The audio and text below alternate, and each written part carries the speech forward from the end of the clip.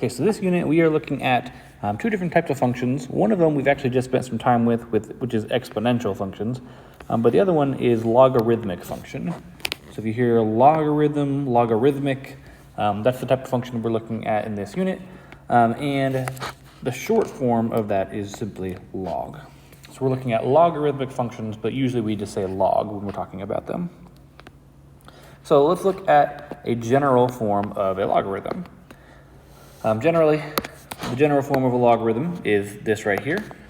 So it is log base b of a equals x. All right, in that space below, we're also going to be writing exactly what I just said, how you read this type of function. So we would say this is log with a base of b of a equals x. Right, that's how you would read this right here. Log base b of a equals x. So that's a logarithmic function. They are related to exponential functions, which we have spent some time with. These exponential functions, maybe not quite in this form, but we've looked at those types of functions here before. So that's what we're going to be looking at for the other one. And these have a circular relationship with one another. So if you look at the base of our logarithm, the b part here, if I were to take this base, so the b, and then I raise it to the power of the thing that's on the other side of the equal sign. So in this case, that is x.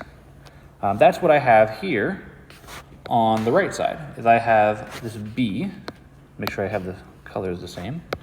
This b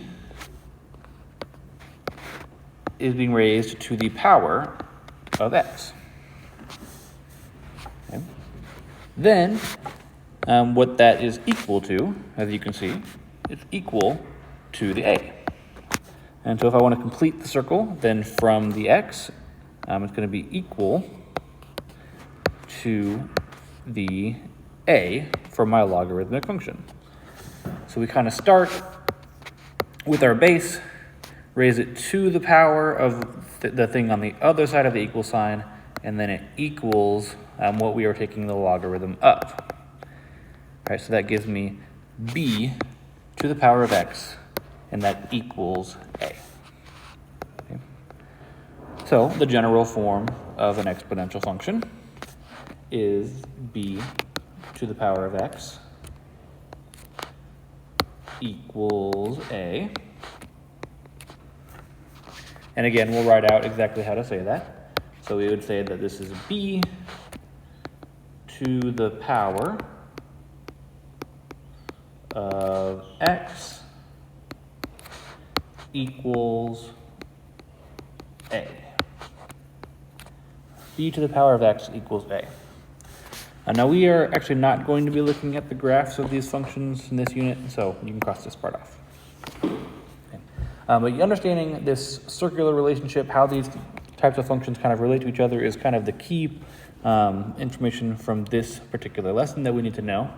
And we're going to take a look at how we can use them to go from one to another. So if you turn the page, we are going to be rewriting each of these exponential equations as a logarithmic equation. So if I have 10 to the power of 3 equals 1,000, I want to write that as log with a base of something equals x, right? And using that circular relationship is how we're going to figure these things out. So if I have log base b, we know that b is going to be the base. We're going to raise that to the power of x. And then that's going to equal a. So if I look at this first one, I need to think about like what part would be the base or like the b part of the equation. So in the exponential function, the b part of the equation is the number that like has the exponent. So we can see in this one it would be the 10 because it has the exponent of 3. So 10 is then the base, and so this would start with log and a base of 10. because 10 is the b part of this equation. Okay. The next thing we would want is the a part of the equation. And if I look over at the exponential, the a is the part that's on the other side of the equal sign. So in this case, that would be the 1,000. So the a part of this equation is the 1,000. So we have log base 10 of 1,000. And that equals the x part of the equation, which in the exponential function is the exponent. And so in this case, the x is 3. So we would have log base 10 of 1,000 equals 3. And we're going to do very similar things for the rest of these. If I look at the one for b, I first need the base of my logarithm. So we're going to have log with a base of, and we're looking for the b part. That's going to be, in this case, 5. So log base 5 of, we're looking for now the a. So a is the part on the other side of the equal sign. In this case is the 25. So log base 5 of 25. And that will equal the x part, which is the exponent. So that is the 2. So that's going to equal 2. So log base 5 of 25 equals 2. Okay, so we can kind of quickly go through the next couple. We would have a log of a base of 4. Log with a base of 4. It should be of the part that is on the other side of the equal sign. So in this case would be the 164, 1 over 64. And that's going to equal our exponent, which is going to be negative 3.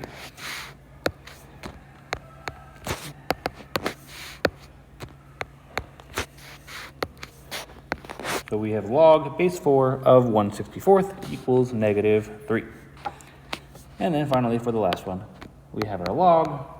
We know that our base should be this 81. So that will be log base 81. It's going to be of the thing on the other side of the equal sign. So in this case, that is 9. So log base 81 of 9 is going to equal our exponent, which in this case is 1/2. So log base 81 of 9 equals 1/2. So that's how we can convert from exponential to logarithmic. The next section is about going the other direction. So we're going to go from a logarithmic equation to an exponential equation. So for this one, we're going to use that circular relationship again. We are going to take our base, raise it to the power of the exponent, which is on the other side of the equation, and say that it's equal to the part that we are taking the logarithm of. And so we would have 3 to the power of 3 should equal 27. And if you remember how exponents work, that should make sense to us. 3 times 3 times 3 does in fact equal 27. So we can kind of just verify our work there, make sure that we did do that correct. Okay. Same thing for these other ones. We've log base 8 that we would then take to the power of 2. We have 8 to the power of 2 would then equal, and if you know your exponents, we should already know 8 to the power of 2 equals 64. Right, so as you're doing these, you want to kind of make sure that these statements actually make sense. Make sure 3 to the power of 3, that actually is 27. 8 to the power of 2 is actually 64. Make sure that what we're writing actually makes sense. So that'll help you kind of check to make sure you're doing things correctly.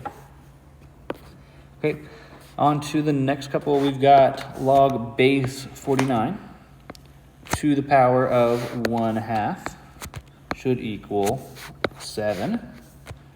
So we would say 49 to the power of 1/2 should equal 7.